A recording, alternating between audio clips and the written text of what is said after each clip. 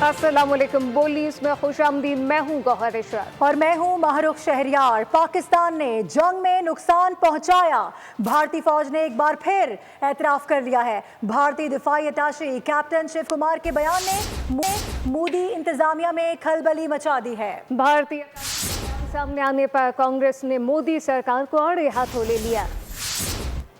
Operation सिंदूर की नाकामी के बाद भारतीय फौज और मोदी सरकार के दरमियान तनाव बढ़ गया। दोनों आमने सामने आ गए। हालिया पाक भारत जंग में इबरतनाक शिकस्त के बाद भारतीय अफसरान ने शिकस्त का इल्जाम सियासी क़यादत पर डाल दिया। इंडोनेशिया में India Pakistan air battle seminar के दौरान भारतीय अताशी नेवी अफसर कैप्टन शिव कुमार ने भी भारतीय तैयारों के नुकसान का एतराफ कर लिया। कैप्टन शिव कुमार ने बयान दिया कि पाकिस्तान के खिलाफ कार्रवाई में भारतीय फिजाइया को तैयारों के नुकसान का सामना करना पड़ा। भारतीय अफवाज खुद मुख्तार नहीं बल्कि सियासी अहकामात की पाबंद हैं। मोदी हुकूमत की सियासी मुदाखलत के बाइस भारतीय फिजाइया पाकिस्तानी फौजी अहदाफ को निशाना न बना सकी। दवायर के मुताबिक कांग्रेस ने भी सवाल उठाया। कहा, मोदी सरकार ऑल पार्टीज इजलास बुलाने से गुरेज करके अपोजिशन और कौम दोनों से हकाइक क्यों छुपा रही है। इस हसास कौमी मसले पर पार्लियामेंट का खुसूसी इजलास बुलाने का मुतालबा क्यों मुस्तरद कर दिया गया। जबकि दूसरी जानिब वजीर दिफा ख्वाजा आसिफ कहते हैं कि जंग के बाद मोदी की सियासत के दिन पूरे हो चुके हैं। वो झूठे बयानिए से इज्जत बचाना चाहता है।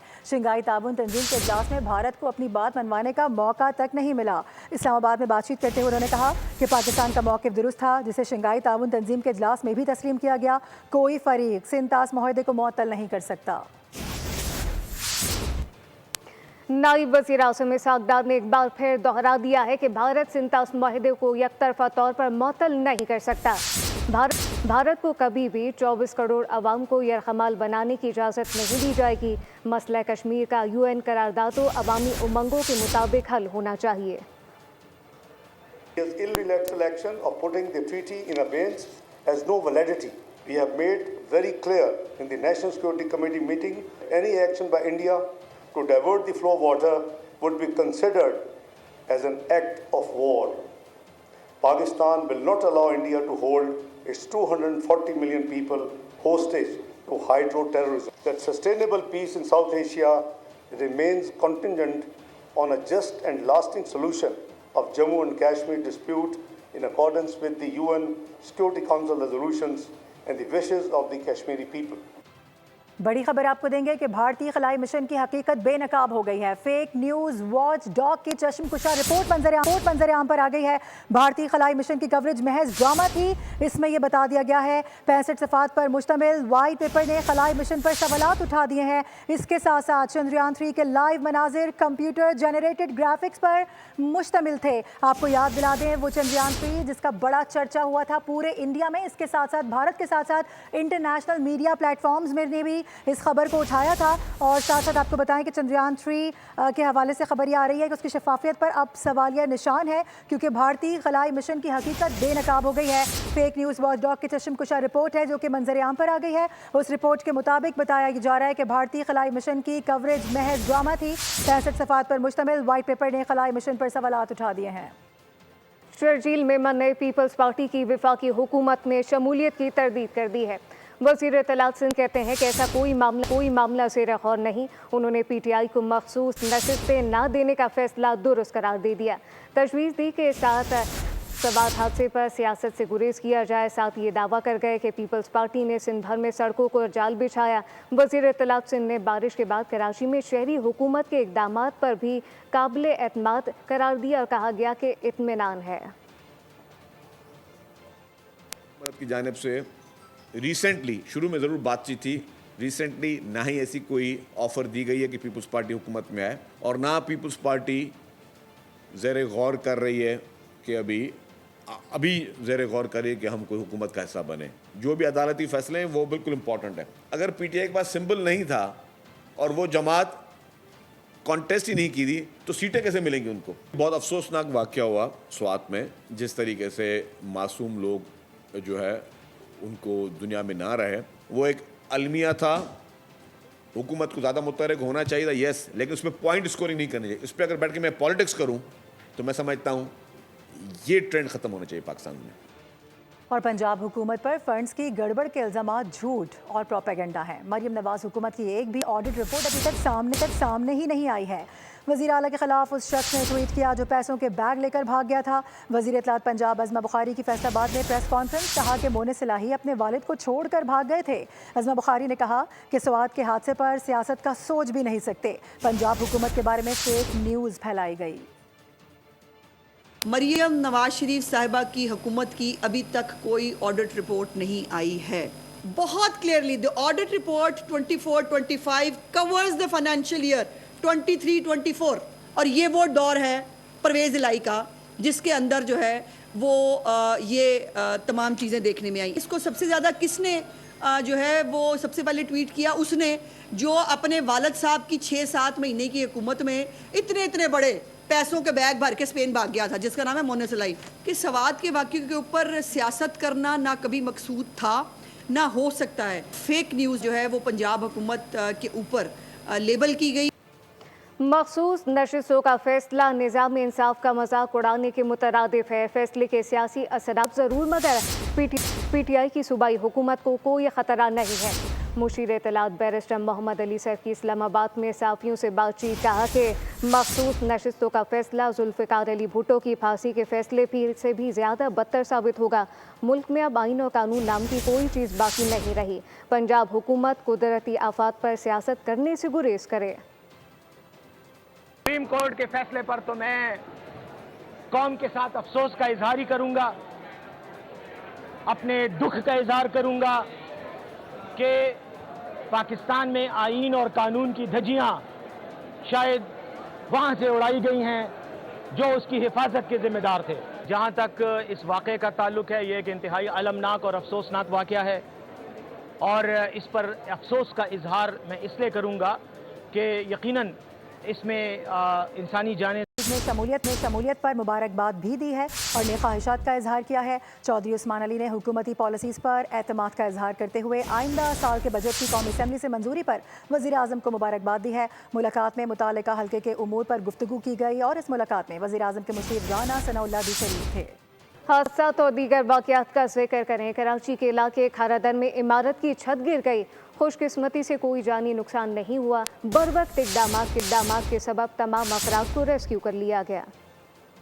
खारादर में 2 इमारतों के बीच कॉरिडोर और सीढ़ियां गिरने से तशवीश की लहर दौड़ गई। रिहायशियों के चेहरों पर परेशानी नुमाया थी। तमाम पुलिस और रेस्क्यू अमला फौरी मौके पर पहुंचा। वक्त ज़ाया किए बगैर ऑपरेशन शुरू किया। स्नॉर्कल की मदद से इनखला करवाया गया। इमारत में फंसे तमाम अफराद को निकाल लिया गया। SSP सिटी आरिफ अजीज के मुताबिक 6 मंजिला इमारत की बलाई 3 मंजिलों पर 22 अफराद फंसे थे। तमाम अफराद को स्नॉर्कल की मदद से रेस्क्यू किया गया। पुलिस के मुताबिक 7 मंजिला इमारत की टंकी गिरने से जीनोर कॉरिडोर को नुकसान पहुंचा। इमारत 1997 में बनी थी। कुछ अरसे पहले रिहायशियों ने इमारत की मुरम्मत करवाई थी। हादसे में फ्लैट में काफी सामान का नुकसान हुआ। और ये कोई पहला वाकया नहीं है। कराची का ओल्ड सिटी एरिया मखदूश इमारतों का मरकज है, जहां तकरीबन 400 से जायद मखदूश इमारतें मौजूद हैं।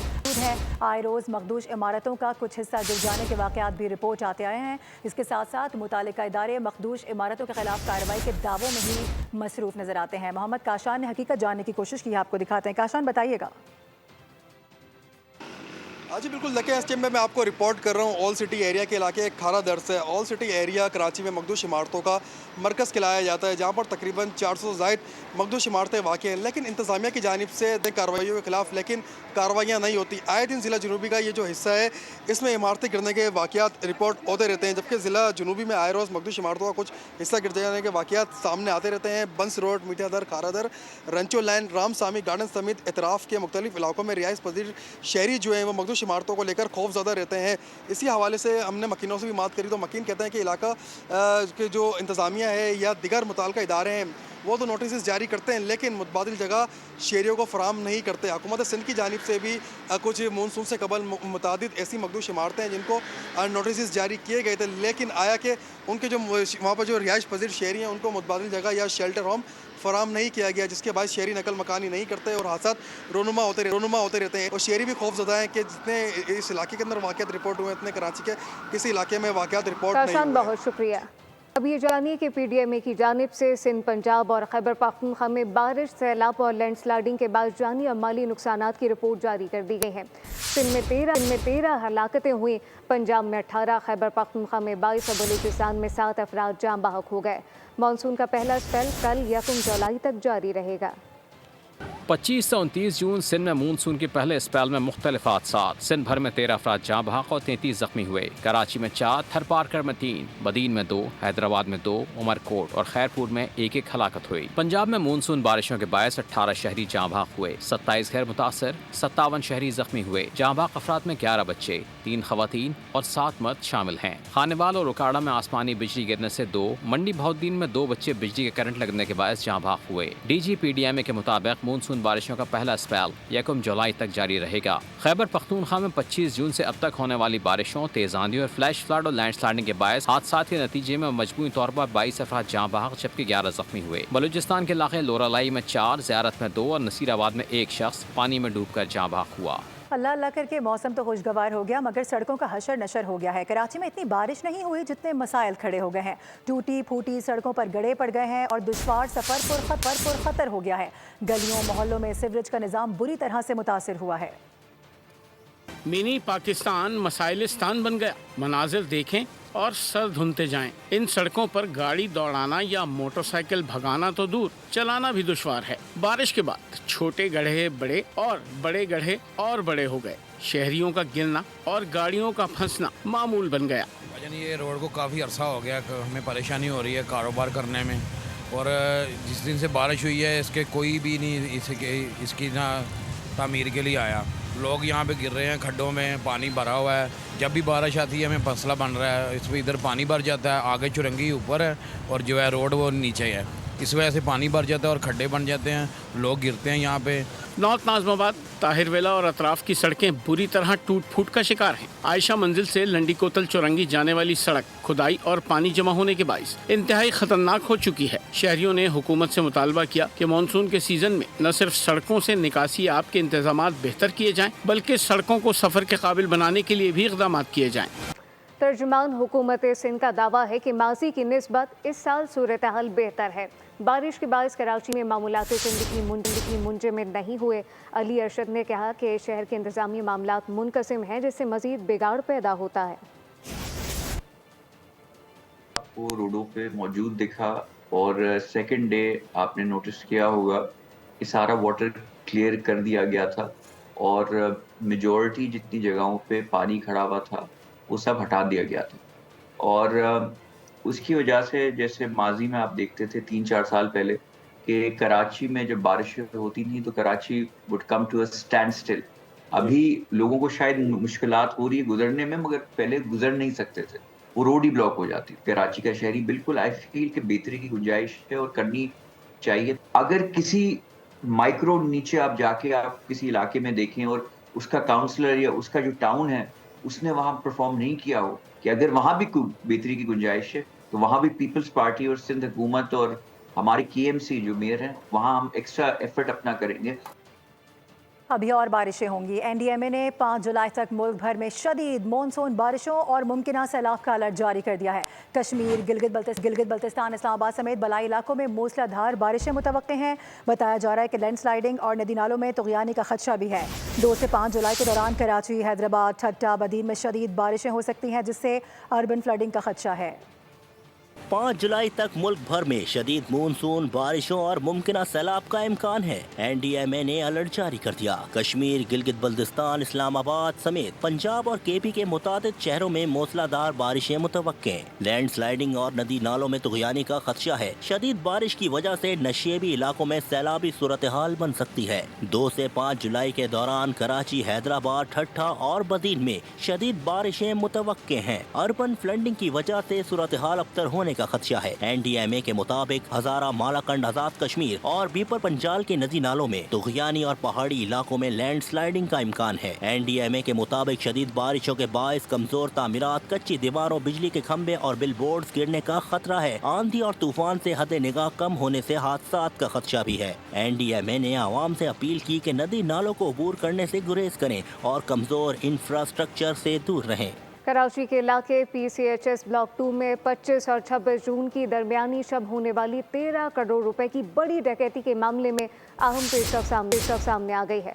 पुलिस ने सीसीटीवी फुटेज हासिल कर ली है जिसमें टिकटॉकर यूसरा, निमरा और इनके भाई शहरियार को गिरफ्तार कर लिया गया।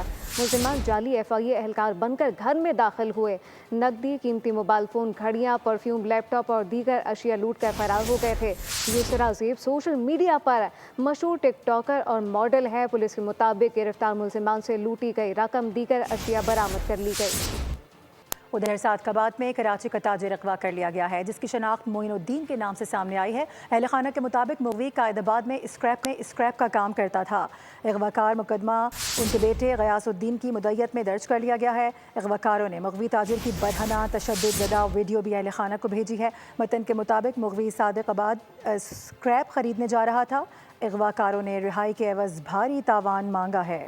पाकिस्तानी मईशत में बेहतरी के आसार नुमाया होने लगे हैं। वज़ारत ख़जाना ने माहाना माशी आउटलुक रिपोर्ट जारी कर दी। माली साल 2024-25 के इब्तदाई 11 माह के दौरान तरसीलात ज़र, बरामदात और दरामदात में नुमाया इजाफा रिकॉर्ड किया गया, जबकि बैरूनी सरमायाकारी रुपए की कदर में कमी रिकॉर्ड हुई।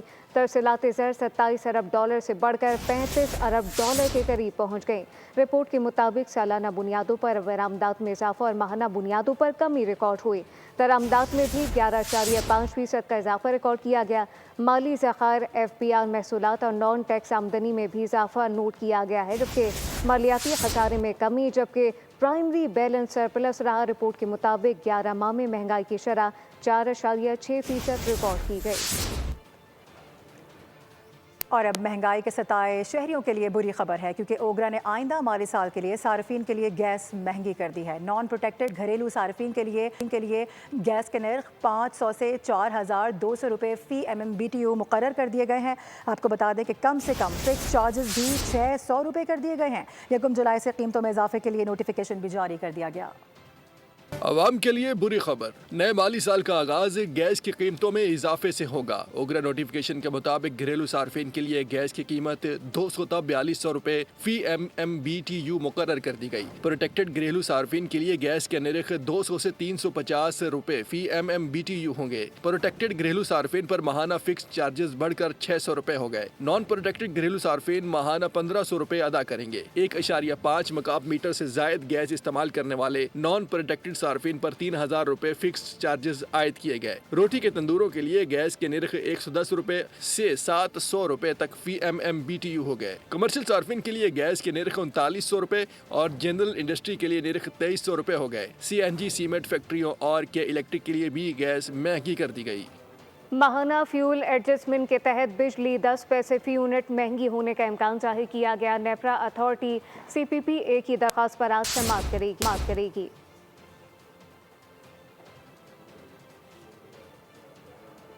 आज समाअत होगी। माहाना फ्यूल एडजस्टमेंट के तहत बिजली 10 पैसे फ़ी यूनिट महंगी होने का इम्कान है, जबकि नेपरा अथॉरिटी CPPA की दरख्वास्त पर आज समाअत करेगी। अपने नाज़रीन को बताएं कि माहाना फ्यूल एडजस्टमेंट के तहत बिजली 10 पैसे फ़ी यूनिट महंगी होने का इम्कान है। बिजली 10 पैसे फ़ी यूनिट मज़ीद महंगी होने का इम्कान। नेपरा अथॉरिटी CPPA की दरख्वास्त पर आज समाअत करेगी। CPPA की मई की माहाना फ्यूल एडजस्टमेंट की मद में दरख्वास्त दी थी। CPPA का कहना है मई में 12 अरब 75 करोड़ यूनिट से ज़ायद बिजली पैदा की गई, जिसकी लागत 7 रुपये 49 पैसे फ़ी यूनिट रही। मई के रेफरेंस में लागत 7 रुपये 39 पैसे फ़ी यूनिट मुक़द्दर थी। मई में पानी से 37.98, मकामी कोयले से 11.8% बिजली पैदा की गई। दरामदी कोयले से 6.24%, फर्नेस ऑयल से 0.16%, मकामी गैस से 6.92%, दरामदी LNG से 16.99% और जौहरी ईंधन से 15.70% बिजली पैदा की गई। माहिरीन का कहना है कि बिजली महंगी होने से हर चीज़ की पैदावारी लागत बढ़ जाती है, जिससे महंगाई में इजाफा होता है। रिपोर्ट आपने मुलाहिजा की है। सवाल यही उठता है कि कराची के शहरियों को बिजली के बिलों में रिलीफ मिलेगा या नहीं। ये फैसला आज हो जाएगा। आपको ये बता दें कि नेपरा फ्यूल चार्जेस एडजस्टमेंट से मुतालिक अवामी समाअत आज कर रहा है कि इलेक्ट्रिक ने बिजली की कीमत में 4 रुपये 69 पैसे फ़ी यूनिट कमी की दरख्वास्त दायर की है। ताहम वजारत तवानाई इस रिलीफ की मुखालिफत कर रही है। और सिर्फ यही नहीं, आज रात 12 बजे से पेट्रोलियम मसनूआत की कीमतों में बड़े इजाफे का खदशा है। हतमी फैसला मुशावरत के बाद होगा। ओगरा पेट्रोलियम मसनूआत से मुतालिक वर्किंग आज हुकूमत को भिजवाएगा। पेट्रोलियम की कीमतों में इजाफे से महंगाई के नए तूफान का खदशा है। आइंदा 15 रोज के लिए पेट्रोलियम मसनूआत 15 रुपए फी लीटर तक महंगी होने का इम्कान है। एक अच्छी खबर यह है कि वज़ीर आज़म शहबाज शरीफ ने मुल्क में सयाहत के फ़रोग के लिए पाकिस्तान को आलमी टूरिज़्म ब्रांड बनाने की हिदायत कर दी है। शहबाज शरीफ कहते हैं कि पाकिस्तान के शोबा सयाहत में ज़र मुबादला कमाने के लामहदूद ज़राए मौजूद हैं। साथ ही साथ उन्होंने कहा कि मुल्क की तरक्की के विजन के तहत पाकिस्तान को दुनिया के अव्वलीन सयाहती मराकज़ की फहरिस्त में शामिल करेंगे।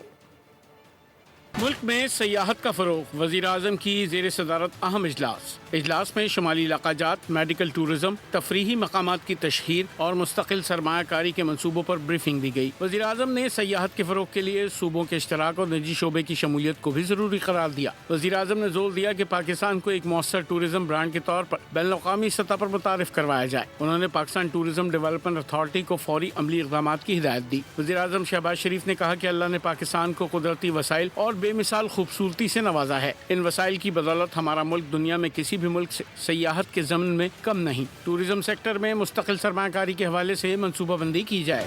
इस्लामाबाद के अस्पतालों पर खैबर पख्तूनख्वा के मरीजों का भी बोझ है। ये बात वफाकी वज़ीर सेहत मुस्तफ़ा कमाल ने तकरीब से ख़ताम में कही। उन्होंने मज़ीद कहा कि आने वाली नस्ल के लिए हमें वैक्सीन में खुद कफील होना होगा। हमारी तरजीह है कि लोगों को बीमार होने से बचाएं। कोरोना में महरूम रह जाने वाले बच्चों को वैक्सीन लगा रहे हैं। अस्पताल जो चंद हजार लोगों के लिए बनाया गया था, आज लाखों लोग आ रहे हैं उसके ऊपर। अस्पताल वही है और पूरा AJK, पूरा आजाद जम्मू कश्मीर यहाँ आ रहा है पिम्स में, आधा जो है वो खैबर पख्तूनख्वा यहाँ आ रहा है। अस्पताल आप कितने बना लेंगे? पाकिस्तान में हमारी प्रायोरिटी है कि हम लोगों को बीमार पड़ने से बचाएं। उन बच्चों को दोबारा एक कोई ऐसा स्पेल वैक्सीनेशन का शुरू किया जाए तो ताकि वो बच्चे जो कि कोविड के दौरान जिनको वैक्सीन नहीं मिल पाई थी, DHO से लेकर फेडरल हेल्थ मिनिस्ट्री तक सब लोगों ने मिलकर लोगों के लिए, आपके बच्चों को की सेहत के लिए ये प्रोग्राम तरतीब दिया है। आपको आपके बच्चों के जो का फ्यूचर है, आपका मुल्क का फ्यूचर है, उसको बीमारियों से बचाने के यहाँ इस्लामाबाद में आज से लेकर अगले 12 दिनों तक ये वैक्सीन जो है वो दी जाएंगी। और गजा में इस्राइली फौज की बर्बरियत जारी है। ताज़ा हमलों में मजीद 88 फ़लस्तीनी शहीद हो गए हैं। इमदादी सेंटर्स आने वाले भूखे फ़लस्तीनियों पर भी फायरिंग से हलाकतों की तादाद 600 से ज़ायद हो चुकी है। शुमाली गजा में एक इस्राइली फ़ौजी एहलकार मारा गया। इस्राइली फ़ौज ने ईरान जंग से फारिग होने के बाद गजा पर कार्रवाइयाँ तेज़ कर दी हैं और शुमाली गजा के गुंजान आबाद इलाकों से फ़ौरी इनखला का हुक्म दिया है। खेलों के मैदान से खबर है कि पाकिस्तान क्रिकेट बोर्ड ने साबिक ऑलराउंडर अजहर महमूद को पाकिस्तान टेस्ट टीम का उबूरी हेड कोच मुकर्रर कर दिया है। अजहर महमूद अपने मौजूदा मुआहदे के अख्तिताम तक इस ओहदे पर काम भी करेंगे। PCB के मुताबिक टीम के असिस्टेंट हेड कोच के तौर पर खिदमत अंजाम देने के बाद अजहर महमूद एक तवील अरसे से टीम के स्ट्रेटेजिक कोर का अहम हिस्सा रहे हैं। पाकिस्तान क्रिकेट बोर्ड के ज़ेर एहतमाम स्किल डेवलपमेंट कैंप के तीसरे मरहले का नेशनल क्रिकेट एकेडमी लाहौर में आगाज़ हो गया। आखिरी मरहले में 17 खिलाड़ी शिरकत कर रहे हैं। खिलाड़ियों ने कोचेस की ज़ेर निगरानी फील्डिंग और फिटनेस सेशन में हिस्सा लिया। कैंप का तीसरा और आखिरी मरहला 4 जुलाई तक जारी रहेगा। और अभी खबर यह है कि पाकिस्तान ने Asian youth girls netball championship के सेमीफाइनल के लिए क्वालिफाई कर लिया है। कोरिया में जारी इवेंट में कौमी टीम की शानदार कारकर्दगी का सिलसिला भी जारी है। पाकिस्तान ने चौथे ग्रुप मैच में जापान को भी शिकस्त दे दी है। पाकिस्तान टीम की फतह का स्कोर 79-39 रहा। भारतीय पंजाब के शहर फिरोजपुर में क्रिकेट मैच के दौरान बल्लेबाज दिल का दौरा पड़ने से मैदान में ही जान की बाजी हार गया। वाकया मुकामी टूर्नामेंट के दौरान पेश आया, जहां पे बल्लेबाज हरजीत सिंह छक्का मारने के बाद अचानक जमीन पर गिर पड़े। साथ ही खिलाड़ी ने फौरी CPR दी, लेकिन जान ना बचाई जा सकी। अफसोसनाक वाकये की वीडियो वायरल हो गई।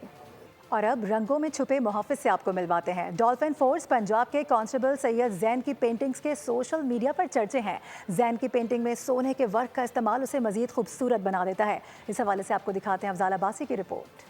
रंगों में छुपा महाफिज, डॉल्फिन फोर्स का कांस्टेबल पेंटर निकला। सैयद जैन के सोशल मीडिया पर चर्चे। जराइम को रोकने वाला हाथ लाहौर की तारीखी इमारतों को कैनवस पर महफूज करने लगा। जिनके हाथों से ब्रश चले तो फन बोलता है। सोने के वर्क का इस्तेमाल इनकी पेंटिंग्स को चार चांद लगा देता है। जो हमारे गोल्डन डेज थे वो हमसे कहीं जुदा हो गए हैं, तो मैं कोशिश कर रहा हूँ कि उनको मैं दोबारा हाजिर दौर में लेके आऊँ। तो उसके लिए मैंने सोचा क्यों ना इस तरह का आर्ट वर्क बनाया जाए। तो उसके ऊपर मैं जो गोल्डन मटेरियल अप्लाई कर रहा हूँ उसके पीछे वजह ये है कि जो हमारे गोल्डन डेज थे उसके साथ मैं उसको कनेक्ट कर रहा हूँ। बासलाहियत कांस्टेबल सैयद जैन का कमाल ये है कि जो कुछ देखते हैं वही अपने कैनवस पर जिंदा कर देते हैं। न्यूज़ बुलेटिन से फुल वक्त इतना ही। विजिट कीजिए bolnews.com और देखते रहिए बोल।